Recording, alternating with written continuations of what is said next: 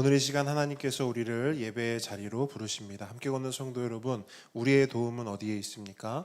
우리의 도움은 천지를 지으신 여호와의 이름에 있도다. 하나님의 사랑하심을 받고 성도로 부르심을 받은 모든 자에게 하나님 우리 아버지와 주 예수 그리스도로부터 은혜와 평강이 있기를 원하노라. 아멘. 아멘. 자, 우리 모두 함께 영과 진리로 하나님을 예배합시다. 사도신경으로 우리의 신앙을 고백합니다. 전능하사 천지를 만드신 하나님 아버지를 내가 믿사오며 그 외아들 우리 주 예수 그리스도를 믿사오니 이는 성령으로 잉태하사 동정녀 마리아에게 나시고 본디오 빌라도에게 고난을 받으사 십자가에 못 박혀 죽으시고 장사한 지 사흘 만에 죽은 자 가운데서 다시 살아나시며 하늘에 오르사 전능하신 하나님 우편에 앉아 계시다가 저리로서 산자와 죽은 자를 심판하러 오시리라. 성령을 믿사오며 거룩한 공예와 성도가 서로 교통하는 것과 죄를 사하여 주시는 것과 몸이 다시 사는 것과 영원히 사는 것을 믿사옵나이다. 아멘. 할렐루야. 우리 함께 찬양하며 나아가겠습니다. 우리 모두 예배하는 자 되어 온전히 영과 진리로 주를 예배하자. 주가 우리와 함께 영원히 함께 하시고 마르지 않는 샘물로 우릴 채우시리라. 우리 모두 예배하는 자 되어 우리 모두 예배하는 자 되어 온전히 영과 진리로 주를 예배하자. 주가 우리와 함께 영원히 함께 하시고 마르지 않는 샘물로 우릴 채우시리라. 우리 모두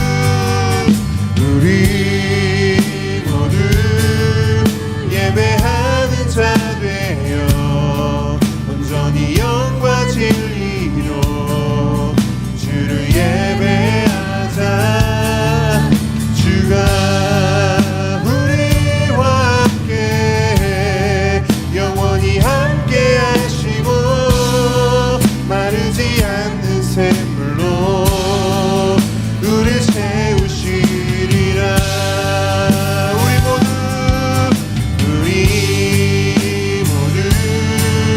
예배하는 자 되어 온전히 영과 진리로 주를 예배하자.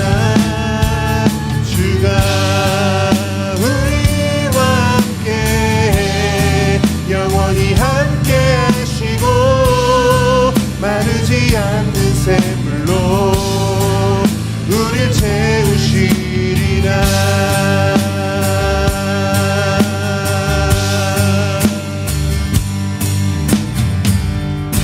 할렐루야.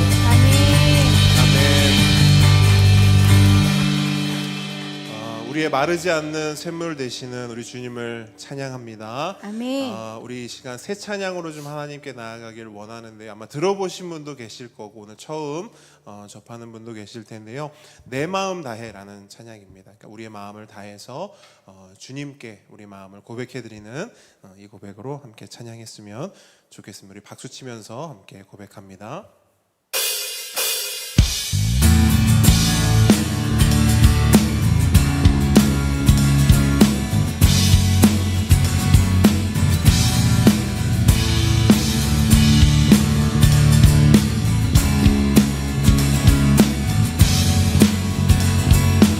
내 마음 다해 내 마음 다해 주 이름 찬양해 주 이름 찬양해 주 사랑 깊어 말로다 못하네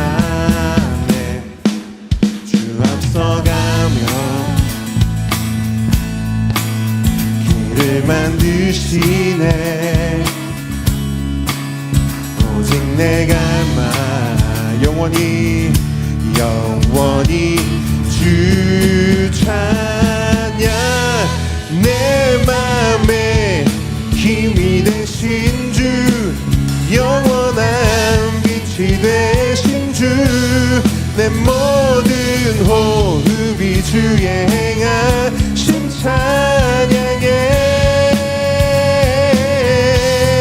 주는 위대한 통치자, 내 모든 것 주께 순목해. 내 삶을 주의 불로 채우소서. 내 마음 다해 주 이름 찬양해. 주 사랑 깊어, 주 사랑 깊어, 말로 다 못하네. 주 앞서가며 길을 만드시네. 길을 만드시네. 오직 내 갈망, 오직 내 갈망, 영원히 주 찬양. 내 맘에 힘이 되신 주, 영원한 빛이 되신 주, 내 모든 호흡이 주의 행하심 찬양해.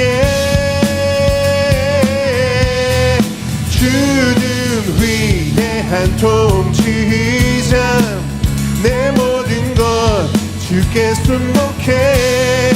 내 삶을 주의 불로 채우소서. 내 맘에 힘이 되신 주, 영원한 빛이 되신 주, 내 모든 호흡이 주의 행하심 찬양해.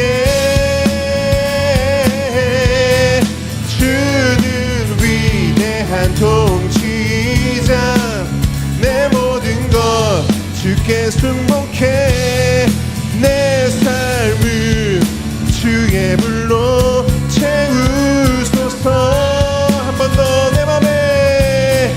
내 맘에 힘이 되신 주, 영원한 빛이 되신 주, 내 모든 호흡이 주의 행하심 찬양해.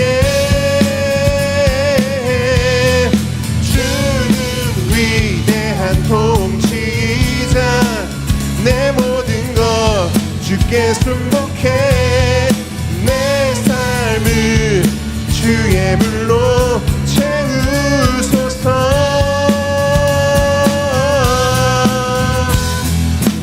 아멘. 아멘. 우리의 통치자 되시며 우리의 삶의 빛이 되신 주님을 찬양합니다. 아멘.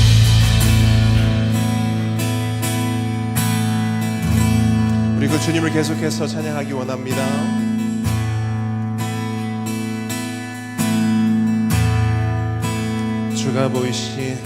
주가 보이신 생명의 길, 나 주님과 함께 상한 마음 들이며 주님 앞에 나가리.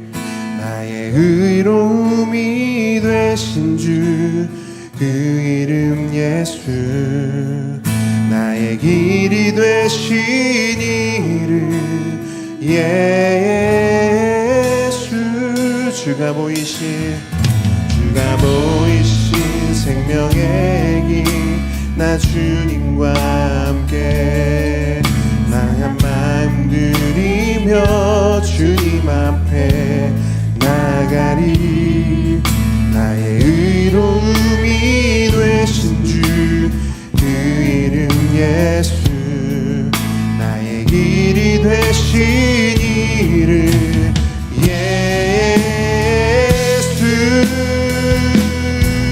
나의 길 오직 그가 하시나니,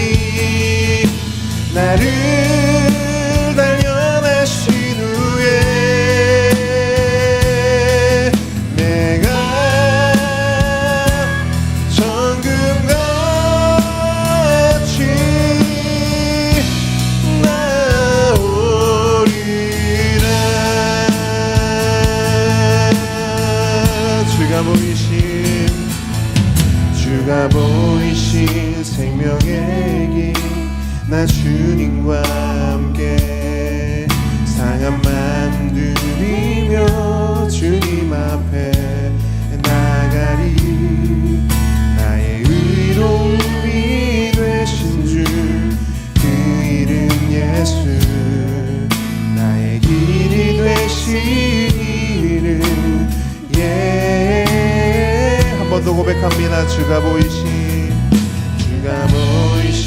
생명의 길 나 주님과 함께 상한 맘 들이며 주님 앞에 나가리 나의 의로움이 되신 주 그 이름 예수 나의 길이 되신 예수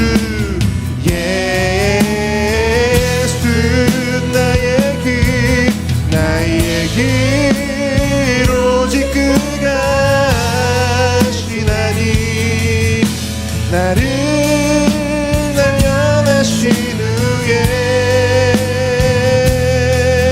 내가 정금같이 나오리라 나의 길 오직 그가 하시나니 나를 단련하신 후에 내가 정금같이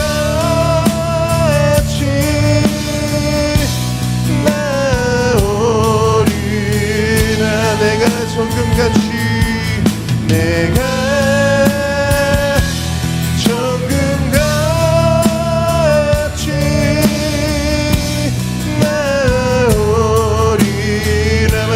내가 정금같이 내가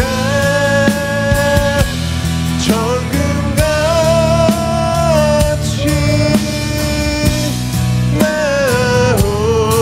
나오리라.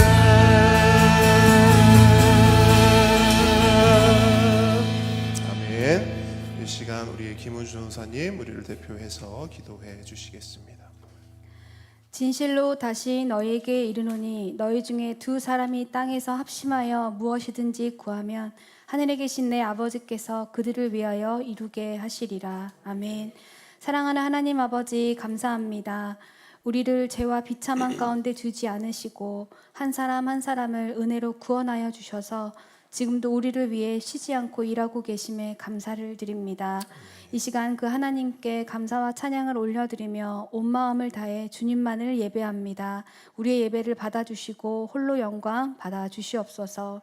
지난 한 주의 삶을 돌아보며 먼저 회개하며 나아갑니다. 말씀을 듣고 배우고 깨달으면서도 실천하지 못하고 여전히 내 중심, 내 생각대로 살았던 것을 긍휼히 여겨주시고 나를 먼저 사랑하시고 용서해 주신 하나님의 은혜를 경험했으면서 정작 다른 사람에게는 사랑과 용서로 대하지 못했던 것을 용서해 주시옵소서. 우리들의 생각과 뜻과 마음을 붙잡아 주시고 오직 말씀에 순종함으로 하나님과 이웃을 사랑하며 승리하는 우리가 되게 인도하여 주시옵소서. 이 나라와 민족을 위해 기도합니다. 대한민국의 정치, 경제, 사회, 문화, 교육의 모든 영역 가운데 하나님의 통치가 이루어지게 하시고 말씀의 진리 가운데 올바로 설 수 있도록 도와주시옵소서.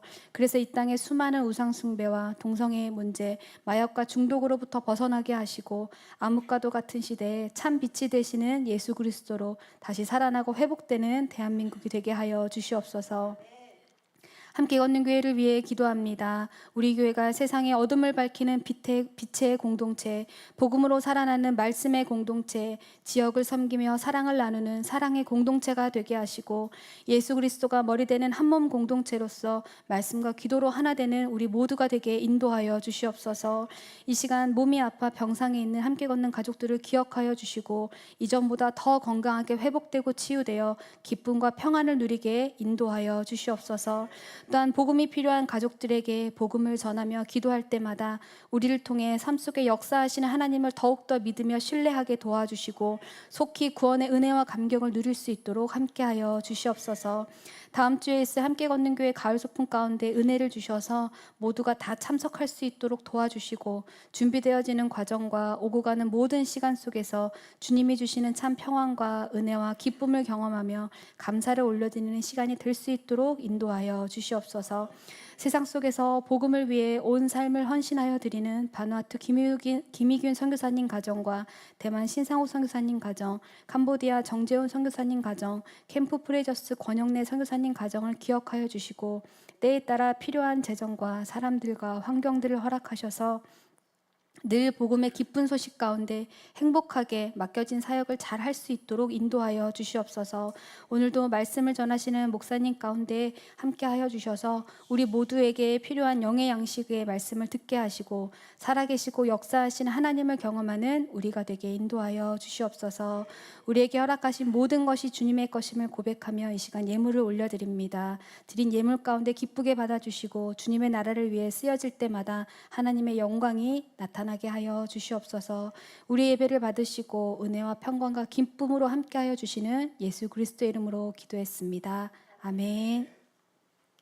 우리 십계명 함께 고백하겠습니다. 제1은 너는 나 외에는 다른 신들을 내게 두지 말라. 제2는 너를 위하여 새긴 우상을 만들지 말고 또 위로 하늘에 있는 것이나 아래로 땅에 있는 것이나 땅 아래 물속에 있는 것에 어떤 형상도 만들지 말며 그것들에게 절하지 말며 그것들을 섬기지 말라. 제3은 너는 내 하나님 여호와의 이름을 망령되게 부르지 말라. 제4는 안식일을 기억하여 거룩하게 지키라. 제5는 내 부모를 공경하라. 제6은 살인하지 말라. 제7은 간음하지 말라. 제8은 도둑질하지 말라. 제9는 내 이웃에 대하여 거짓 증거하지 말라. 제10은 내 이웃의 집을 탐내지 말라. 아멘. 오늘 주님께서 우리에게 주신 하나님 말씀은 로마서 13장 1절로 7절 말씀입니다. 로마서 13장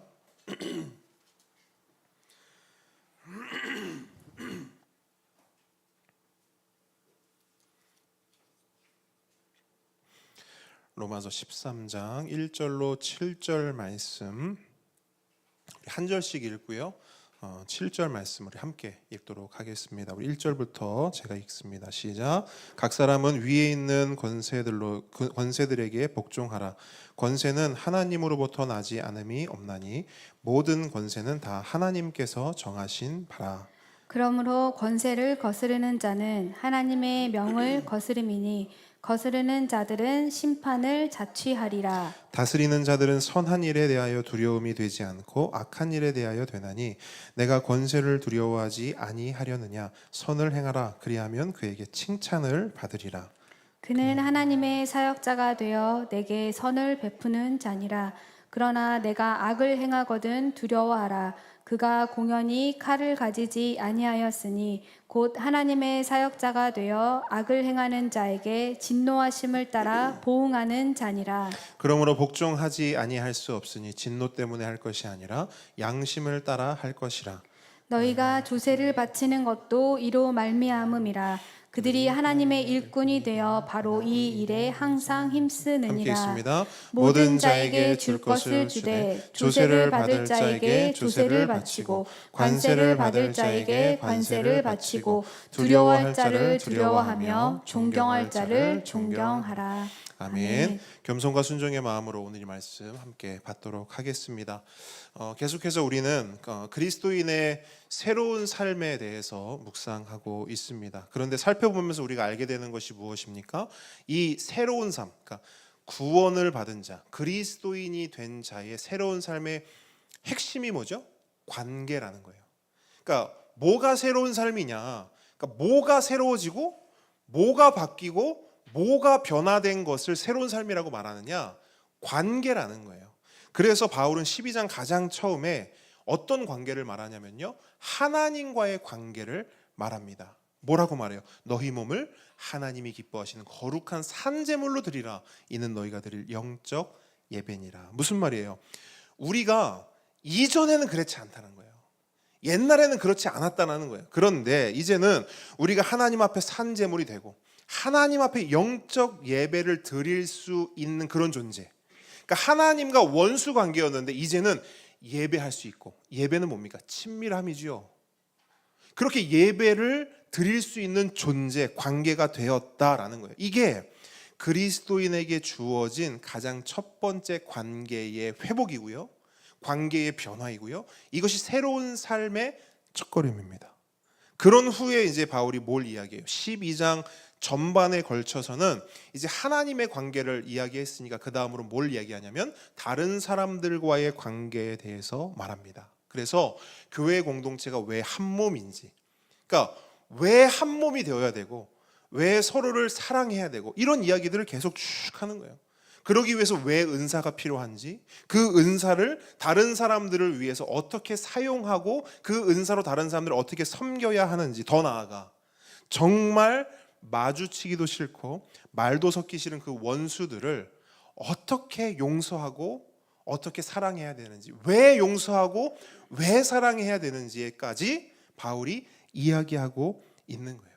그러니까 이런 모든 관계들에 대한 그 바울의 설명과 기록이 12장 전반 전체에 걸쳐서 기록되어 있는 것입니다. 그리고 이제 12장을 넘어서 13장으로 넘어가고 있어요. 그런데 이 13장에 넘어와서는 바울이 또 다른 측면의 관계를 이야기합니다. 그게 뭐냐? 권세자들과 다스리는 자들과의 관계에 대해서 말하고 있어요. 교회와 국가와의 관계를 말하는 겁니다. 그래서 오늘 설교 제목이 뭐예요? 교회와 국가. 그러니까 교회와 국가와의 관계가 어떠해야 하는가? 믿는 자들로서 국가와 정부에 대해서 어떤 태도를 가져야 하는가? 어떤 새로운 관점과 어떤 새로운 삶이 국가와의 관계 속에서 펼쳐져야 하는지를 이야기하는 것이죠. 그래서 오늘 이 시간 교회와 국가의 바른 관계, 그러니까 그리스도인으로서 국가를 어떻게 생각하고 대해야 하는지, 그것에 대해서 하나님의 말씀, 성경은 뭐라고 말씀하는지 함께 살펴보도록 하겠습니다. 먼저 이 말씀을 좀 드리고 싶어요. 이번 말씀을 준비하면서 어떻게 보면 가장 힘들었던 것 같아요. 왜 힘들었을까요? 설교를 준비하는 설교자 입장에서도 이 말씀이 아멘으로 수용이 안 되는 거예요. 이해하시겠어요? 그러니까 제가 이 설교를 준비하면서 뭘 생각했냐면,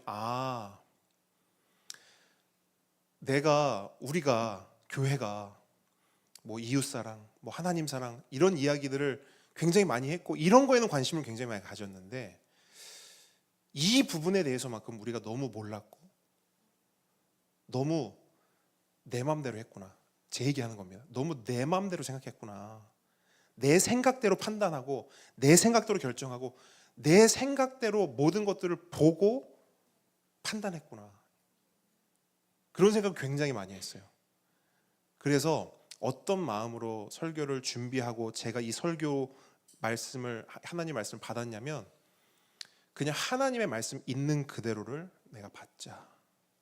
거기에 근데 하나님 이거는요, 그럼 이렇게 되면요, 토달지 말고 그냥 받자. 이건 제 개인적인 소회입니다.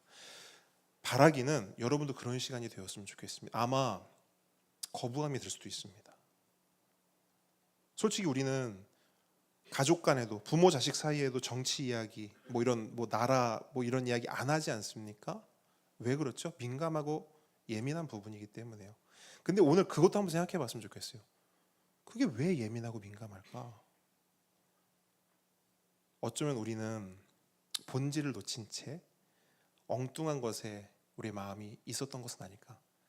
일단 저의 이야기입니다. 저의 이야기. 그래서 제가 이 말씀을 통해 깨졌듯이, 또 은혜를 누렸듯이 우리 성도들도 같은 마음으로 하나님의 말씀이 우리에게 뭐라고 말씀하시는지, 우리가 뭘 잘못 생각하고 있었고 우리가 뭘 깨닫고 뭘 변화해야 되는지를 분명히 캐치하는 시간 되길 축복합니다.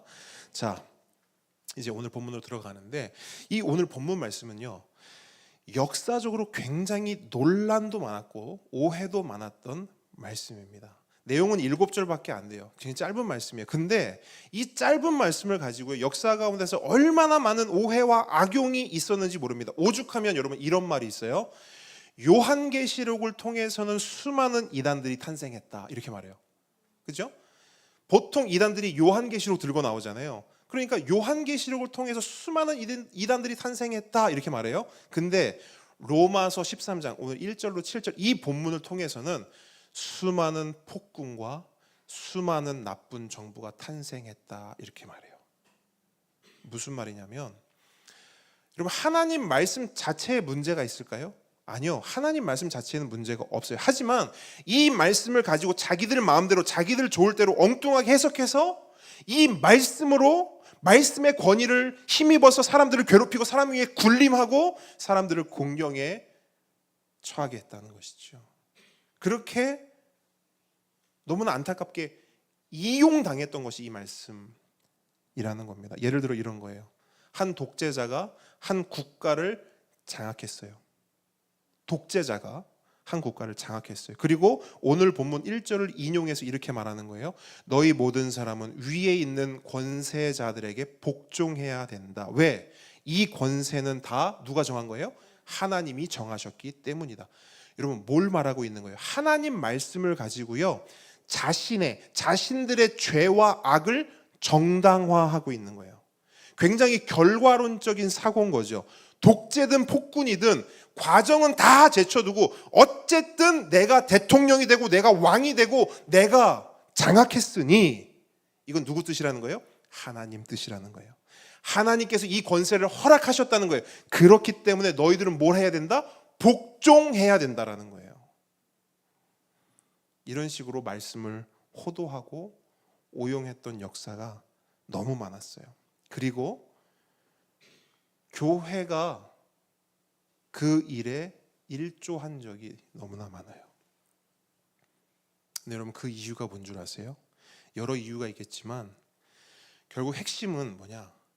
하나님의 말씀을 바르게 해석하거나 적용하지 않고 자기 마음대로, 자기 좋을 대로, 이게 중요해요. 자기의 유익을 위해서, 나를 위해서 하나님의 말씀을 도구화했다는 거예요.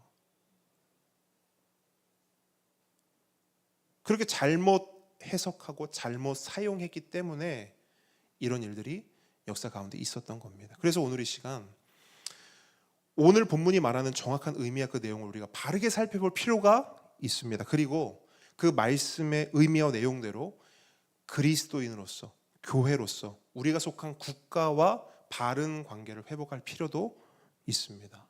그렇게 되길 주님 여러분 축복합니다. 자, 오늘 본문의 배경을 먼저 살펴보려고 해요. 지금 이 로마서가 기록될 당시, 그러니까 이 서신이 로마 교회에 갈 당시 로마 교회는 로마 정부의 통치 가운데 있었습니다. 당시 황제가 네로 황제였어요. 우리가 잘 아는 네로 황제 있죠? 그 네로 황제였어요. 근데 이 네로 황제는 선왕이 아니었습니다. 폭군 중에 폭군이었어요. 근데 이 통치 말년으로 갈수록 이 네로 황제가 약간 정신까지 이상해집니다. 그래서 막 멀쩡한 건물에 불을 지르고 다니는 거예요. 어떤 사람은 이렇게도 말해요. 그렇게 불을 지르면서 막 불타는 걸 보면서 뭘 느꼈냐면 쾌감을 느꼈다라는 거예요. 근데 여러분, 방화범들 있잖아요. 저 사람 도대체 왜 불을 지를까? 이해가 안 되시죠? 근데 그분들 대부분 그렇게 불을 지르면서 쾌감을 느낀대요. 그걸 보면서요. 어쨌든 그런 일들을 막 자행하는 거예요. 근데 불을 자기가 질렀잖아요. 근데 그거를 사람들이 막 원성이 자자하니까 그 누명을 누구에게 씌우냐? 그리스도인들에게 씌우는 거예요. 예수쟁이들이 이랬다는 거예요. 저 예수쟁이들이 이렇게 불을 지르고 다닌다, 이렇게 누명을 씌운 겁니다. 교회를 막 핍박하는 거예요. 여러분, 상태가 어때요? 좋아요, 나빠요? 나쁘죠. 근데 이 나쁜 상태가 점점점 더 심각해집니다. 그래서 나중에는 어떻게 되냐면 자기를 막 신격화하기 시작해요. 그래서 이제 나를 황제라 부르지 마라 그래요. 뭐라고 부를까요? 날 신이라 불러라. 나를 예배하고 나를 경배해라. 근데 그냥 권면이 아니에요. 강권이에요. 안 하면 너 죽어. 이렇게 되는 거예요. 자, 이렇게 됐을 때 이런 국가의 지배를, 이런 국가가 내 위에 있을 때, 내 위에 이런 권세자가 있을 때 당시 교회는 어떻게 대처했을까? 자, 먼저 여러분께 한번 질문해 보겠습니다. 여러분이라면 어떻게 하시겠습니까? 오늘날 우리가 속한 국가와 정부가 내 마음에 들지 않아요. 정말 말도 안 되는 정치를 펼치고, 정말 말도 안 되는 것을 우리에게 요구하고, 심지어 우리 개인의 신앙 영역까지 건드리려고 해요. 그때 우리는, 교회는 어떻게 대응해야 할까? 어떻게 하면 될까요? 네, 대답을 안 해주셔서 감사합니다. 자, 당시 로마 교회는요, 이런 문제가 직면했을 때 크게 두 그룹으로 나뉘어서 두 가지 반응을 보였어요. 한 그룹은 뭐냐? 바울 사도가 보낸 이 서신, 이 로마서 13장의 말씀을 받고 그 말씀대로 이 상황을 견디고 이겨낸 한 그룹이 있었어요. 그들은 로마 정부가 마음에 들지 않았어요. 하지만 그들이 하는 일들이 정말 하고 싶지 않고 따르고 싶지 않았음에도 불구하고 거의 대부분은 참고 인내함으로 따랐습니다. 그래서 세금 내라고 하면 세금 내고, 더 내라 그러면 더 내고, 이런 규칙과 저런 규칙을 지켜라 그러면 지켰어요. 그래서 여러분, 당시의 문헌을 보면 그 시대의 가장 모범 시민들이 누구였냐면 그리스도인들이었어요. 교인들이었어요. 법을 너무 잘 지키는 거예요. 하라는 대로 다 하는 거예요. 근데 그들이 그렇게 한 이유는 로마가 마음에 들어서, 로마가 하는 게 다 좋아 보여서 아니었어요. 모든 권세가 하나님으로부터 왔음을 믿었기 때문이에요. 근데 그럼에도 불구하고 그렇게 말 잘 듣는 착한 양 같았던 그 그리스도인들이 딱 한 가지는 너무나 매섭게 거절했어요. 뭐죠? 나를 경배해라. 나를 예배하라. 나를 황제라 부르지 말고 나를 신이라 칭해라. 여러분, 이 부분에 대해서만큼은 목에 칼이 들어오고 사자밥이 될지언정, 실제로 사자밥이 됐죠. 그것을 거부함으로. 실제로 화형을 당했죠. 그걸 거부함으로. 그것만큼은 어떤 상황에서도 물러서지 않았어요. 말 그대로 하나님의 법과 신앙 양심을 거스르지 않기 위해 최선을 다해 노력한 거예요. 이게 한 그룹이었어요. 근데 또 한 그룹이 있었습니다. 이들은 똑같이 로마 정부가 마음에 들지 않았어요. 근데 생각해 보세요. 사실 로마 정부가 마음에 들 수가 없어요. 왜? 자신들을 지배하고 있는 로마가 어떻게 마음에 들 수 있겠습니까? 그래서 어떻게 하느냐? 이 사람들은요, 칼을 빼들었어요. 무장투쟁을 한 겁니다. 자, 당시에도 한 교회 안에 이렇게 극명한 차이를 가지는 두 그룹이 존재했어요. 그러면 이 두 그룹은 서로를 어떻게 생각했을까요? 좋게 생각했을까요? 아니요. 서로가 서로를 원수처럼 생각했을지도 모르겠어요. 그래서 어쩌면 이 국가와의 관계를 말하기에 앞서 12장에서 바울은 뭘 이야기하고 있죠? 원수, 사랑에 대해서 이야기한 건지도 모르겠어요. 그만큼 로마 교회 안에서도 이 교회와 국가의 관계가 예민하고 민감한 문제였고, 그로 인해 갈등과 분열이 있었던 것입니다. 그럼 오늘날 한국 교회는 어떨까요? 저는 크게 다르지 않다고 생각해요. 오히려 더 심하다고 봅니다. 교회 안에 좌와 우가 있어요. 갈라져 있고요, 나뉘어져 있습니다. 그래서 성경의 이야기를 따서 보면 통일 왕국이 아니라 무슨 왕국이에요? 분열 왕국이에요. 그래서 정부가 바뀌고 대통령이 바뀔 때마다 교회 안에 어떤 일이 일어나냐면, 정말 참 이걸 재밌다고 표현해야 됩니까? 흥미롭다고 표현해야 됩니까? 정말 이상한 일이 일어나요. 정부가 바뀌고 대통령이 바뀌어요? 그럼 똑같이 신앙생활하는 이 교회 안에서 어떤 일이 일어나냐? 한 그룹은 기뻐해요. 근데 한 그룹은 어떻게 하죠? 슬퍼해요. 한 그룹은 뭐라고 얘기하냐면 우리의 기도가 응답되었다 이렇게 말해요. 또 한 그룹은 하나님이 우리의 기도에 응답하지 않으셨다 이렇게 말해요. 여러분 뭐가 맞는 말일까요? 한 하나님께 기도했고 또 한 하나님이 응답하셨는데 왜 이렇게 상반된 반응이 나오는 걸까요? 아니 그런 반응들보다 더 중요한 것은 전 이거라고 봐요.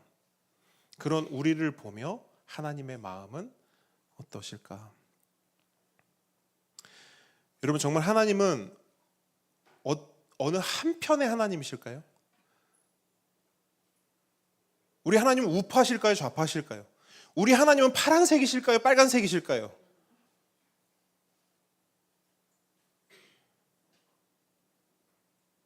성경이 말하는 우리 하나님은 어떤 하나님이시냐? 만유의 하나님이십니다. 아멘이십니까? 온 열방과 우주의 하나님이신 줄 믿습니다. 여러분 성경을 보니까 솔로몬이요. 우리 솔로몬 이야기 지난주 지난주 계속 읽지 않았습니까? 하나님을 위한 성전을 건축하고 이렇게 고백해요. 하늘과 하늘들의 하늘이라도 주를 용납하지 못하겠거든. 하물며 내가 건축한 이 성전 이오리이까. 무슨 말이냐면 솔로몬이 하나님을 위해 성전을 지었어요. 근데 솔로몬이 생각해 보니까 말이 안 되는 거예요. 야, 내가 겨우 이런 성전을 지어놓고 하나님 여기에 오십시오. 말이 안 되는 거예요. 하늘과 하늘들의 하늘이라도 하나님이 거기 계실 수 없다는 거. 왜? 우리 하나님은 만유의 하나님이시기 때문에. 근데 그 하나님이 어떻게 성전에 요 조그만 성전에 그 하나님을 가둘 수 있냐는 겁니다. 솔로몬이 그 얘기를 하는 거예요. 그런데 여러분 우리는 어떻죠?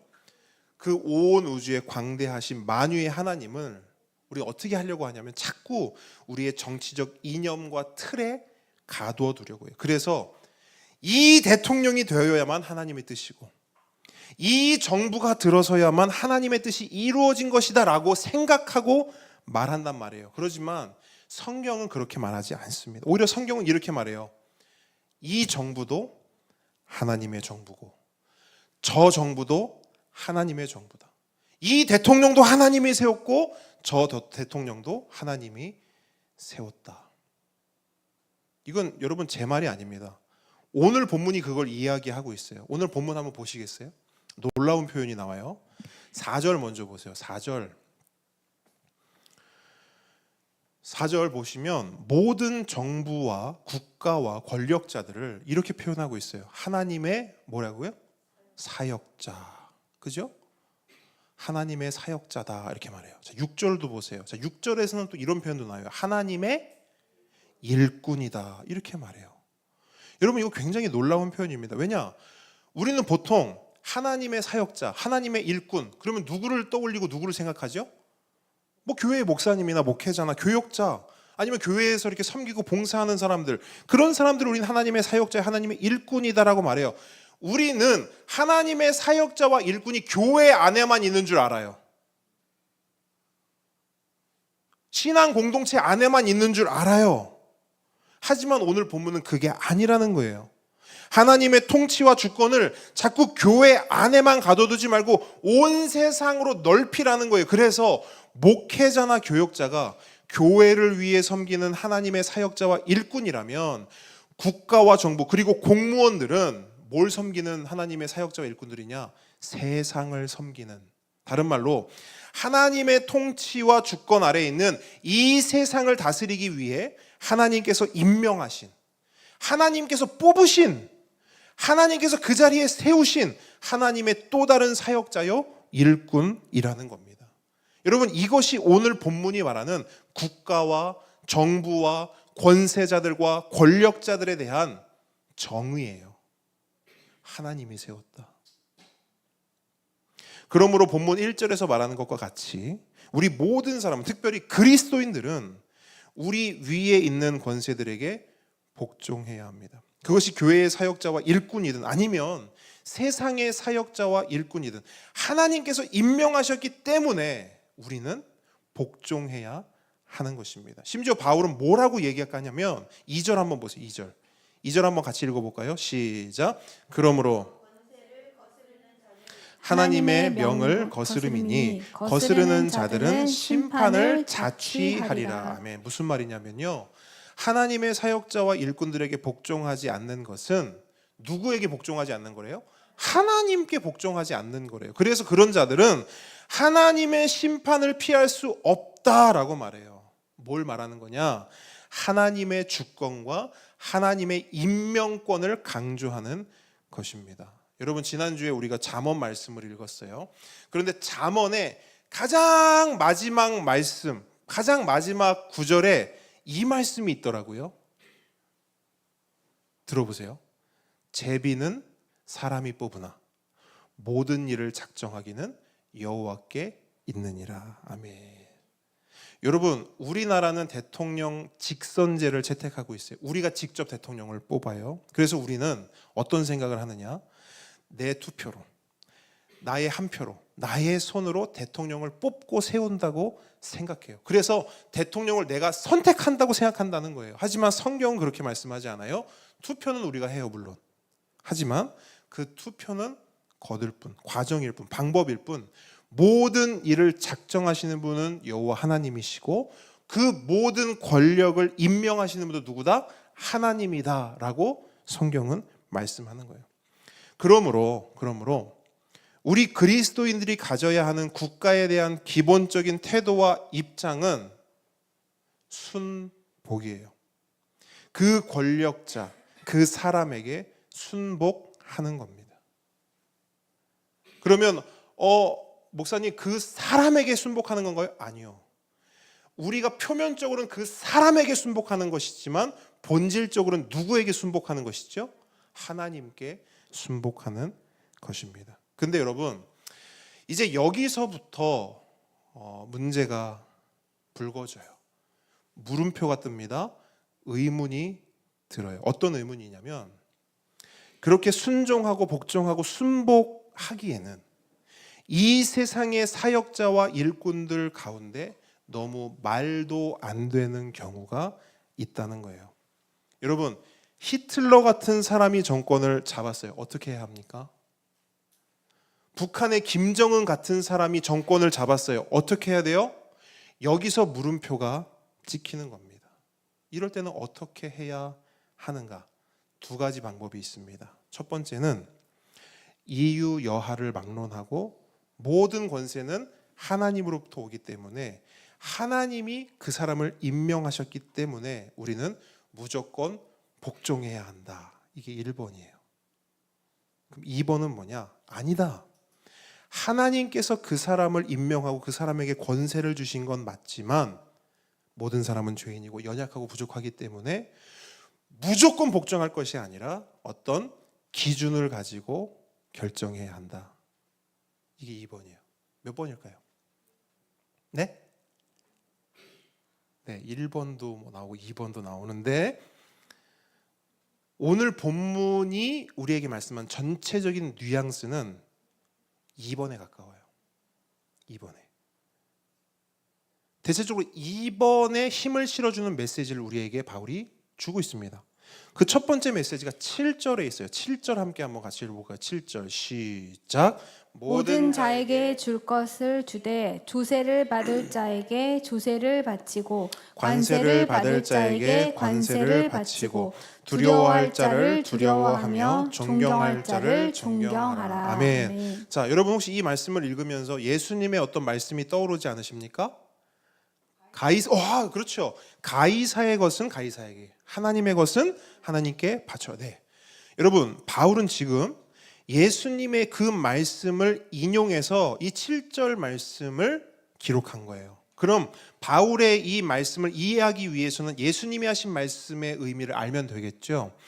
예수님이 하셨던 말씀의 핵심은 이겁니다. 분명히 가이사에게 바쳐야 할 것이 있다 없다? 있다는 거예요.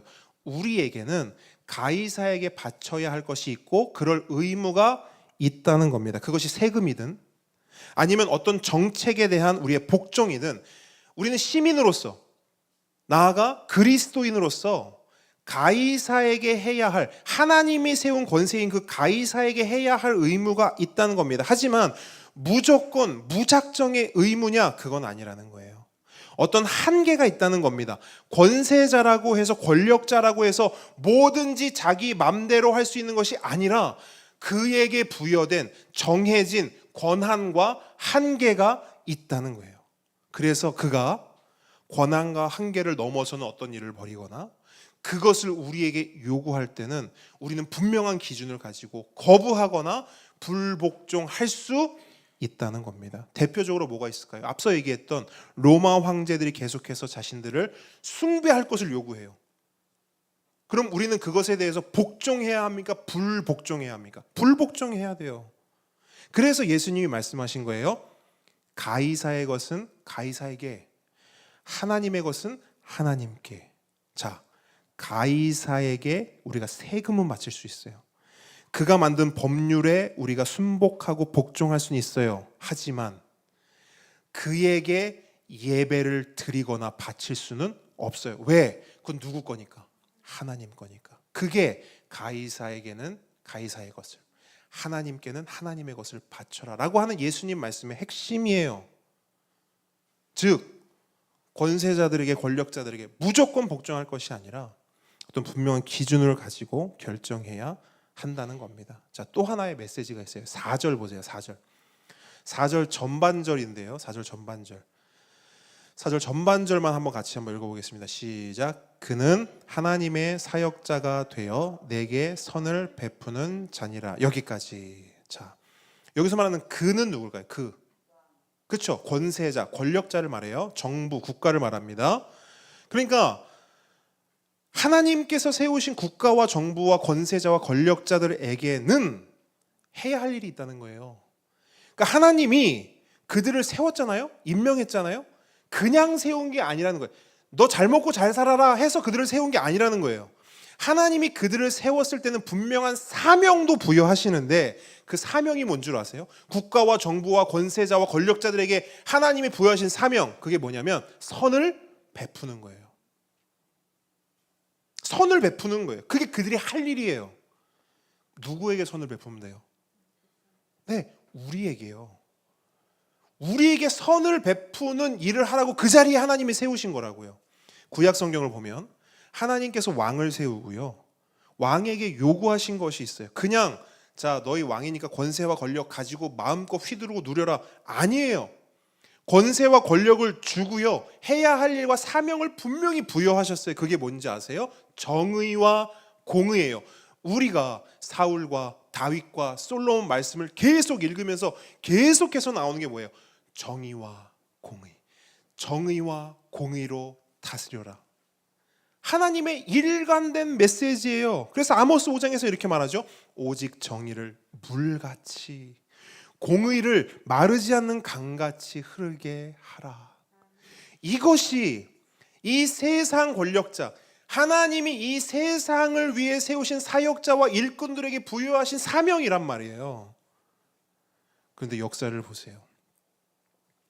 역사 가운데 수없이 세워졌던 왕과 권력자와 권세자와 국가와 정부 수반, 하나님의 그 사명에 관심이 있던가요? 없어요. 정의와 공의에 관심 없고요. 다른 데 관심이 있어요. 사리사욕이나 부귀 영화에만 관심이 있어요.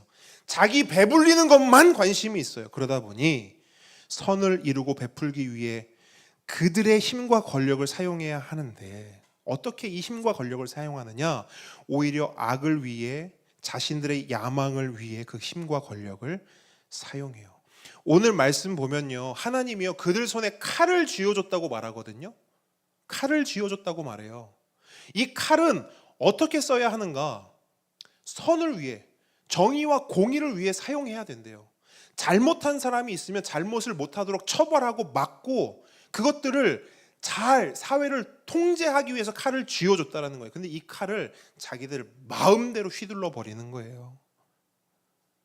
그렇기 때문에 여러분, 아무리 하나님이 세운 사역자요 일꾼이라 하더라도 하나님의 뜻과 하나님 말씀에서 벗어난 일을 행하거나 그것을 우리에게 요구할 때는 우리는 어떻게 해야 돼요? 복종해야 합니까? 불복종해야 합니까? 여러분, 교회 안에도 이게 너무나 필요해요. 교회 안에서 이 말씀이 호도되어 얼마나 많은 사건과 슬픈 사건과 안 좋은 일들이 일어났는지 몰라요. 여러분, 예전에는 목사님들의 말이 곧 법이었어요. 그런 시절도 있었어요. 다들 뭔 소린가 이렇게 하시죠. 그러니까 지금은 그렇지 않다라는 거예요. 근데 그런 시절, 그런 시대도 있었어요.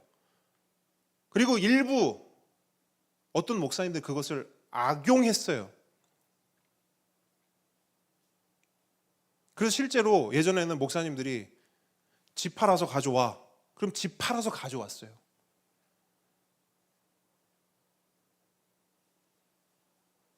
근데 여러분, 집을 팔아서 가져오는 것과 하나님의 뜻과 무슨 상관이 있죠? 근데 그때는 그냥 하나님이 세우신 주의 종이니까 그 말대로, 그 뜻대로 그냥 한 거예요. 근데 그렇게 하면 안 된다라는 거예요. 하나님의 사역자, 하나님의 일꾼이 맞지요. 그런데 하나님의 사역자와 하나님의 일꾼에게는 사명이 있어요.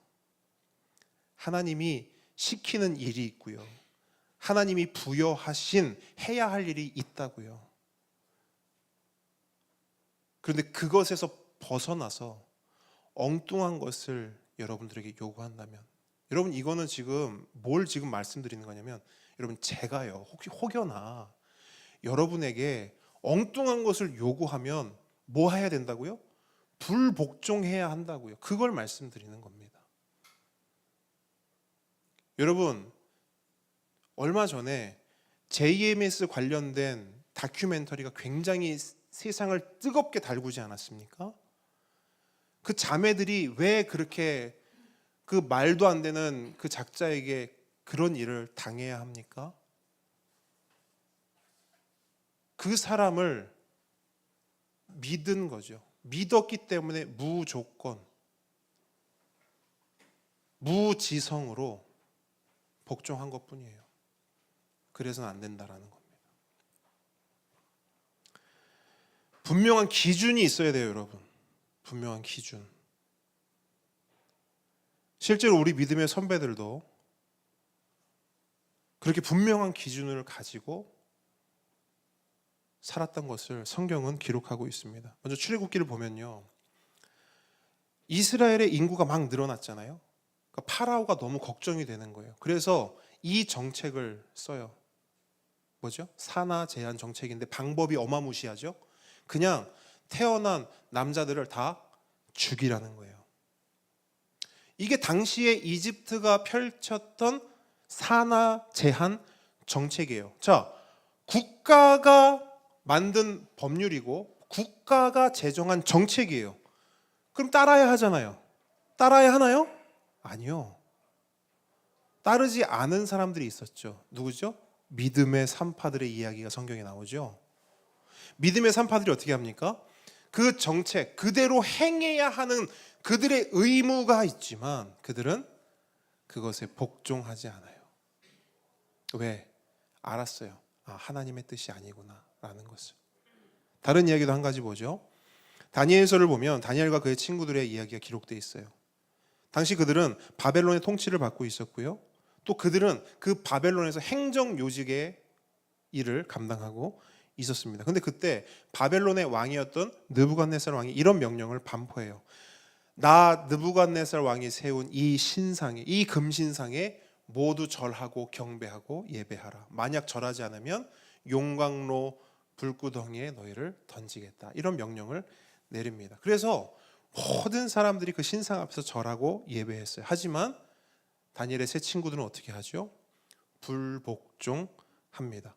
그러면서 그들이 했던 말이 너무 중요해요. 그냥 불복종했다, 그게 중요한 게 아니고 그보다 훨씬 더 중요한 게 뭐냐? 그들의 말인데 이거예요. 사드락과 메삭과 아벳느고가 왕에게 대답하여 이르되 느부갓네살이여, 우리가 이 일에 대하여 왕에게 대답할 필요가 없나이다. 이렇게 말해요. 이게 무슨 말이냐면 그들이 행정 공무원이라 했어요. 그러니까 바벨론 공무원이에요. 그러면 공무원은 수반인 황제가 명령을 내리면 따라야 돼요. 그러니까 그들은 다 따르겠다는 거예요. 왕이요, 시키신 일 우리가 다 하겠습니다. 하지만 이 일에 대해서만큼은, 왕을 예배하고 나의 신앙을 침해하는 이 일에 대해서만큼은 왕하고 저하고 말할 게 없는데요, 이 말이에요. 그럴 권한이 왕에게 없는데요, 그럴 권한은 누구에게 있다는 거예요? 하나님께만 그 권한이. 그래서 이건 저희가 왕한테 대답할 게 아닌데요, 이건 제가 하나님께 대답해야 될 부분인데 이 이야기를 하는 겁니다. 그래서 불복종해요. 그래서 어떻게 되죠? 아, 그렇구나, 너희 참 강직하구나, 살려줄게. 아니죠. 불복종한 자마자 어떻게 되죠? 바로 용광로에 던져져요. 용광로에, 펄펄 끓는 용광로에 던져진단 말이에요. 근데 죽어요, 살아요? 살아요. 그럼 여러분, 이 이야기가 뭘 보여주는 거겠습니까? 저는 이렇게 보거든요. 하나님이 가운데 딱 쓰시고 심판으로, 이쪽에 느부갓네살 왕, 이쪽에 세 친구 있어요. 근데 하나님이 지금 뭘 해주신 거냐면 손을 누굴 들어준 거예요? 이 세 친구 손을 들어준 거예요. 누가 이겼다는 거예요? 세 친구가요. 세 친구 말이 맞다라는 거예요. 그러면서 하나님 우리에게 어떤 메시지를 주시는 거냐면, 너희들도 우리도 이런 일이 있을 때 누구처럼 해라? 세 친구처럼 분명한 기준을 가지고 복종을 할지 불복종을 할지 판단하라는 거예요. 분명한 기준을 가지고. 그렇기 때문에 여러분, 성경이, 하나님의 말씀이 우리에게 주는 가장 기본적인 태도, 그러니까 교회로서, 그리스도인으로서 이 국가와 정부와 권세자와 권력자들에게 가장 기본적으로 가져야 할 태도가 뭡니까? 가장 기초, 가장 기본 뭐죠? 말씀 전에 조금 더 전해요. 자, 설명드릴게요. 그러니까 저도 이 본문을 묵상하면서 아까 제가 말씀드렸죠. 참 받아들이기 힘들었던 부분이다 말씀드렸잖아요. 이거였거든요. 교회가, 그리스도인이 국가와 정부와 권세자와 권력자들에게, 내 위에 있는 자들에게 가장 기본적으로 취해야 할 태도는 뭐냐면 딱 하나예요. 복종입니다. 왜요? 아니요. 왜요가 없어요. 그냥 복종이에요. 바울이 그렇게 말해요. 성경이 그렇게 말합니다. 우리의 가장 기본적인 태도는 복종이래요. 우리 위에 있는 권세자들에게 복종하는 거래요. 설령 그 정부가 내가 투표하지 않은 정부라 할지라도, 내가 뽑지 않은 대통령이라 할지라도 우리의 가장 기본적인 태도는 복종이래요. 왜? 하나님이 세우셨으니까. 내가 뽑은 거 아니고, 내 투표가 뽑은 게 아니고 하나님이 그 자리에 그 사람을 앉혔으니까, 그 정부를 하나님이 권세와 권력을 그에게 주셨으니까. 자, 이게 첫 번째 태도입니다. 그럼 두 번째는 뭐냐면, 이제 두 번째 아까 말씀하셨던 게 나와요. 복종하되 무조건적, 맹목적인 복종이냐? 그건 아니라는 거예요. 분명한 기준이 있어야 한다. 두 가지가 있어요. 크게 두 가지가 있어요. 첫 번째 기준은 신앙 양심이에요. 첫 번째 기준이 뭐라고요? 신앙 양심. 그러니까 아무리 하나님이 세운 정부와 국가와 권세와 권력자들이라 하지만 하나님을 믿는 우리의 신앙을 공격하거나 우리의 믿음을 침해할 때 우리는 담대히 불복종할 수 있다라는 거예요. 불복종해야 한다라는 거예요. 그렇게 우리의 신앙을 지켜내라는 겁니다. 그래서 바울도 5절 후반절 보니까 분명히 말하고 있어요. 뭐에 따라 할 것이라 말하냐면 양심을 따라 할 것이라. 우리의 신앙 양심을 따라 하라는 거예요. 이게 첫 번째 기준입니다. 신앙 양심. 자, 두 번째 기준은 뭐냐? 따라합니다. 하나님 말씀. 뭐 너무 당연한 거죠. 신앙 양심이 첫 번째 기준이라면 두 번째는 하나님의 말씀이에요. 뭐 같은 말이죠, 거의. 하나님의 말씀과 하나님의 뜻에 반할 때 이거 하나님의 말씀과 너무 어긋나는데, 이럴 때 우리는 마땅히 불복종해야 한다는 거예요. 이게 우리에게 제시하는 두 가지의 기준입니다. 그러면 보세요. 마지막으로 우리가 불복종을 하는데, 그럼 어떻게 하는 게 불복종일까요? 불복종하는데 어떻게 하면 불복종일까요? 말씀으로. 근데 우리는 보통 불복종하면 이제 보통 어떻게 하냐면 뭘 빼들어요. 쥐야.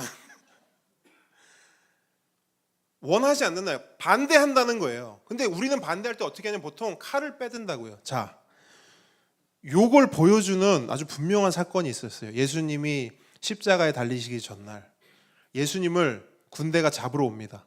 그때 베드로가 어떻게 하죠? 칼을 빼들지요. 그렇죠?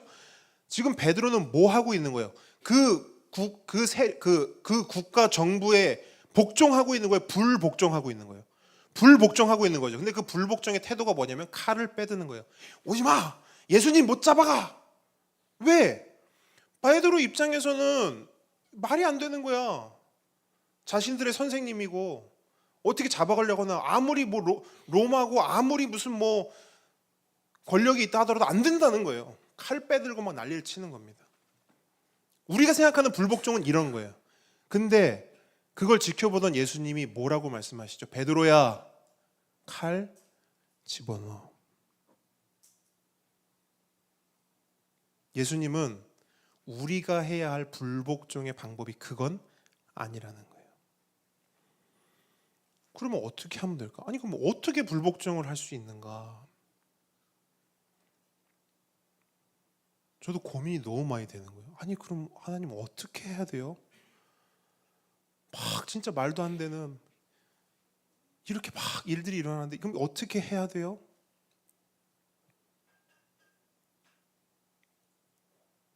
네, 하나님이 아주 가까운 곳에서 이걸 정답이다라고 말할 수는 없겠지만 힌트를 주셨어요. 아주 가까운 곳에서. 찾기 시작하시는데 벌써 12장으로 가보세요. 그리고 19절을 한번 보세요. 12장 19절. 자, 함께 읽습니다. 시작. 내 사랑하는 자들아, 너희가 친히 원수를 갚지 말고 하나님의 진노하심에 맡기라. 기록되었으되 원수 갚는 것이 내게 있으니 내가 갚으리라고 주께서 말씀하시니라. 아멘. 자, 여러분 이게 뭘 말하는 거냐면 저는 이 말씀을 이렇게 받고 해석하고 풉니다. 임명권자가 누구예요? 그러면 그 임명권자를 파면시키고 끌어내릴 수 있는 분도 누구예요?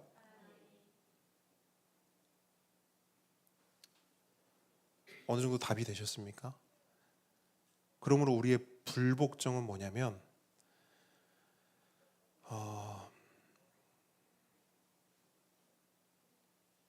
저는 기도라고 생각해요. 말도 안 되는 국가와 정부를 마주했을 때 우리가 할 수 있는 것이 무엇이냐? 그들을 위해 기도하는 겁니다. 여러분 이게요 이런 식의 기도가 되어서는 안 돼요. 뭐 어떻게 해주십시오. 어떻게 뭘 그건 우리 소관이 아니에요. 여기 보면 누가 하는 거래요? 그거는 하나님이 하는 거래요. 그러니까 여러분 우리가 하는 기도는 어떤 기도냐면요. 저는 이렇게 생각해요. 그들을 긍휼히 여기는 기도예요. 왜냐하면 그들이 정말 하나님 앞에서 정말 큰 잘못을 하고 정말 하나님이 맡기신 사명은 거들떠도 안 보고 자기들 마음대로 자기들 유익을 위해서 그렇게 한단 말이에요. 그러면 그들의 결국은 뭔 줄 아세요? 나오는 것처럼 심판뿐이에요. 그러니까 그들은 지금 뭔가 잘 나가고 있고 힘을 쥐고 있는 것 같고 칼을 쥐고 있는 것 같지만 그들의 결국은 심판이라고요. 그럼 그들은 어떤 존재냐면 불쌍한 존재예요. 긍휼히 여김을 받을 존재고 하나님의 은혜와 하나님의 구원과 예수 그리스도의 은혜가 필요한 존재인 거예요. 그렇기 때문에 우리는 그들을 위해서 뭘 해야 되냐면 기도해야 되는 거예요. 칼을 빼들 게 아니고 칼을 집어넣고 그들을 위해서 우리가 정말 무릎 꿇고 국가와 정부를 위해서 우리가 정말 기도해야 하는 거예요. 저는 이 부분에 대해서 많은 회개를 했습니다. 저부터도 그래요. 비판만 할 줄 알고 손가락질만 할 줄 알았지, 저들을 위해 진심으로 극률한 마음으로 저들을 정말 우리와 동일한 하나님의 사역자, 하나님의 일꾼으로 보고 저들을 위해 정말 기도한 적이 있었는가? 하나님은 우리에게 그걸 말씀하고 계세요. 너희들 그리스도인이잖아. 구원 받았잖아. 새로운 삶을 살아야 하잖아. 하나님 사랑 좋아. 이웃 사랑 좋아. 원수 사랑 좋아. 근데 이제 너희들이 변화되고 너희들이 바라보고 너희들이 기도해야 할 영역은 내가 세운 국가와 정부도 포함이 돼. 그들을 위해 기도하라. 여러분, 이것이 오늘 말씀을 통해 우리에게 주시는 메시지입니다. 믿음으로 받으시길 축복합니다. 아멘. 우리 함께 찬양하기를 원합니다.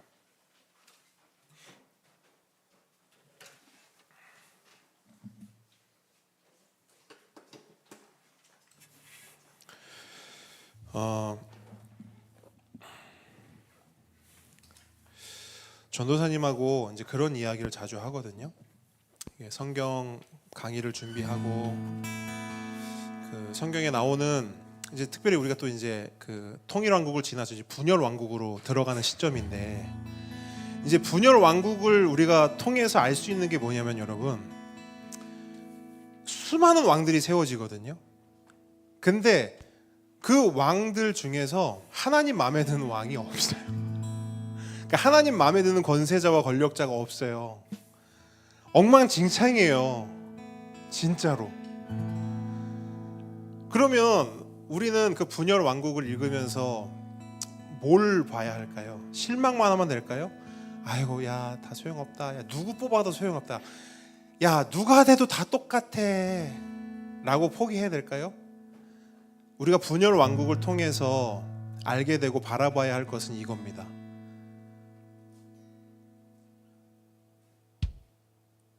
우리를 실망시키지 않고 하나님의 마음을 완전히 만족시키는 한 왕이 있다는 거예요.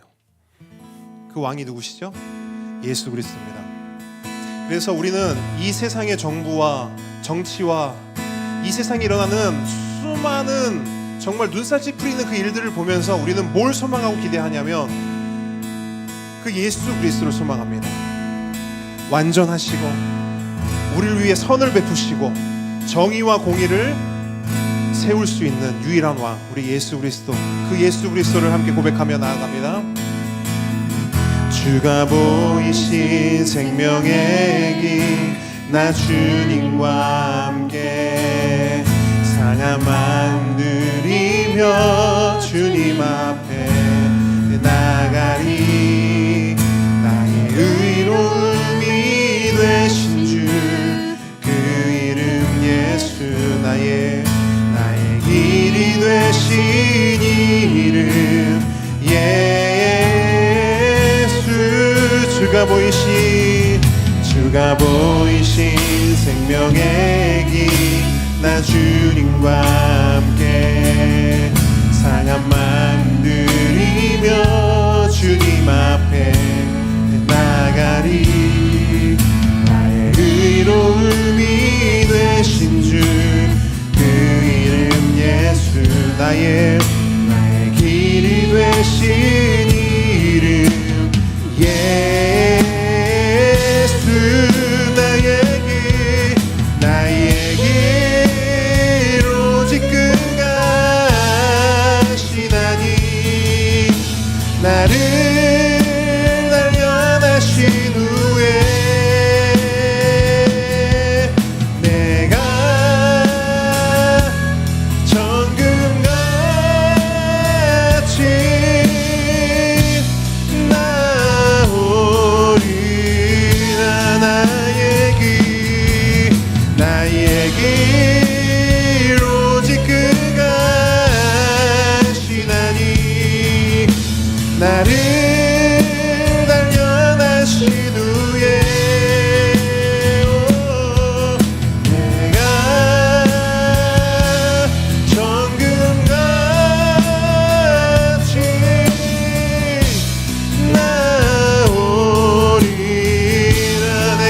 정금같이 내가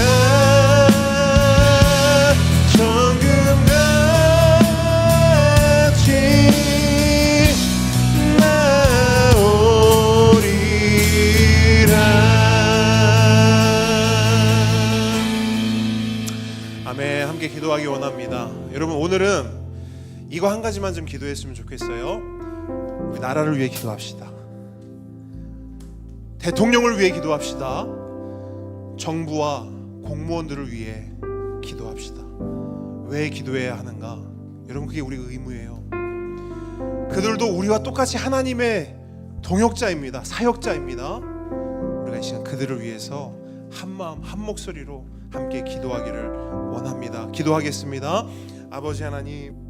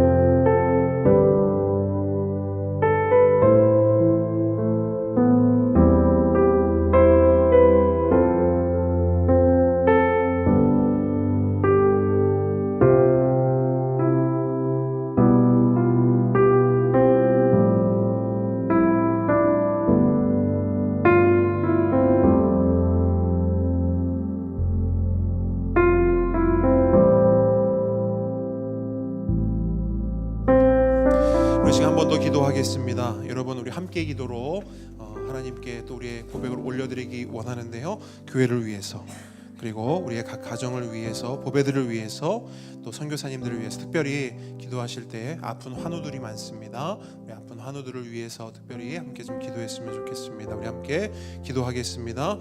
아버지 하나님,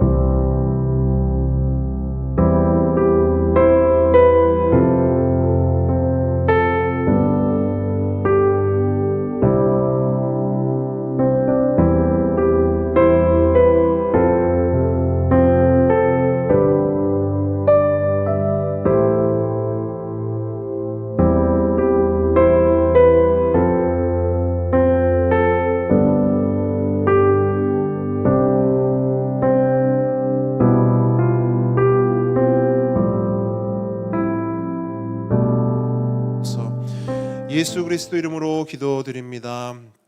하늘에 계신 우리 아버지여, 이름이 거룩히 여김을 받으시오며 나라의 임하옵시며 뜻이 하늘에서 이룬 것 같이 땅에서도 이루어지이다.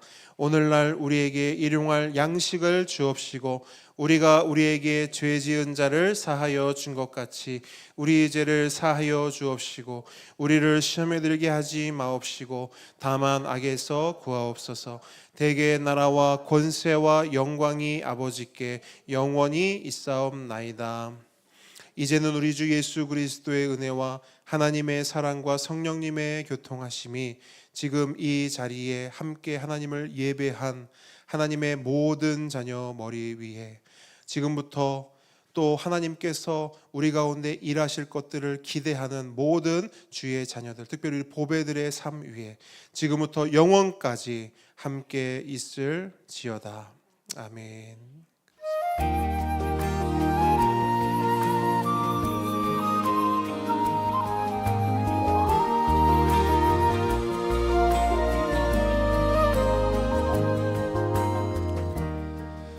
함께 걷는 교 오신 모든 분들 환영합니다. 우리 앞뒤 좌우분들 우리 축복합니다. 사랑합니다. 우리 한번 인사하겠습니다. 축복합니다.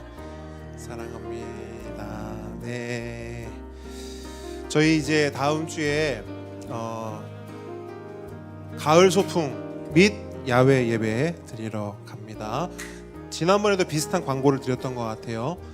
여기로 오시면 안 되고 거기로 오세요. 자, 그 장소는 카톡으로 다시 한번 저희들 공지를 해드릴 거고요.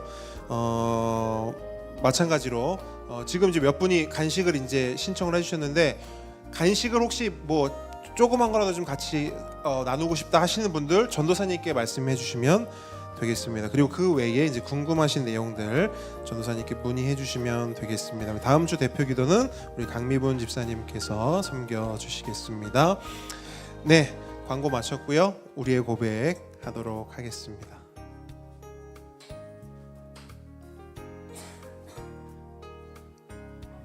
하세요. 하세요. 나는 교회입니다. 나는 교회입니다. 우리가 교회입니다. 우리가 교회입니다. 예수 잘 믿는 교회가 되겠습니다. 예수 잘 믿는 교회가 되겠습니다. 예수 잘 전하는 교회가 되겠습니다. 예수 잘 전하는 교회가 되겠습니다. 네, 하나님께 영광의 박수 올려드리겠습니다. 자, 우리 식탁 교제 하도록 하겠습니다.